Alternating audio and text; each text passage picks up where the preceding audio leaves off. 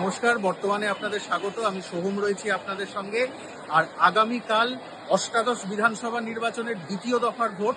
এই মুহূর্তে আমরা রয়েছি দীনবন্ধু অ্যান্ড্রুস কলেজ অর্থাৎ গড়িয়ার ডিসিআরসিতে। এইখানে যাদবপুর বিধানসভা কেন্দ্রের ভোট কর্মীদের ভোটের যা সব সামগ্রী তা বিলি করা হচ্ছে। ইভিএম মেশিন থেকে শুরু করে যাবতীয় কিছু। এইবারে তো দেখছি অনেকটাই গোছগাছ করে এরা সব দিয়েছে, ইলেকটোরাল রোল বা সমস্ত কিছুই একদম প্যাকেটের মধ্যে এটা ভরেই দিয়েছে আচ্ছা সুবিধে হওয়ার জন্য। প্লাস এক্সট্রা একটা লাইট দিয়েছে, তো ওখানে লাইট খারাপ হয় আচ্ছা সেই লাইটটা লাগানো যাবে। প্লাস এগুলো হলো আমাদের এই কিটটা আর কি, চারজন আছি আমরা, চারজনেরই কিট আছে, সমস্ত কিছু দেওয়া আছে, সাবান, ব্রাশ, শ্যাম্পু, মানে সবই দেখছি খুব ভালো মতো ওয়েল ভাবে প্রিপেয়ার।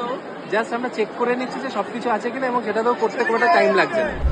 যেগুলো থাকে আর কি, অমনচিনীয় কালি, তারপরে সমস্ত স্ট্যাম্প, তারপরে সিল, সব একটা সুন্দর প্যাকেজের মধ্যে দিয়েছে, কোনো অগোছালো কিছু নেই।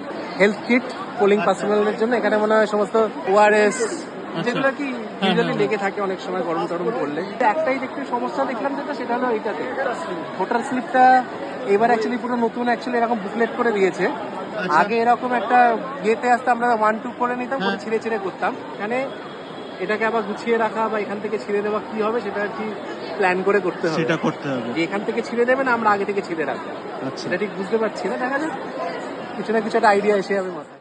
ফলো করুন বর্তমান।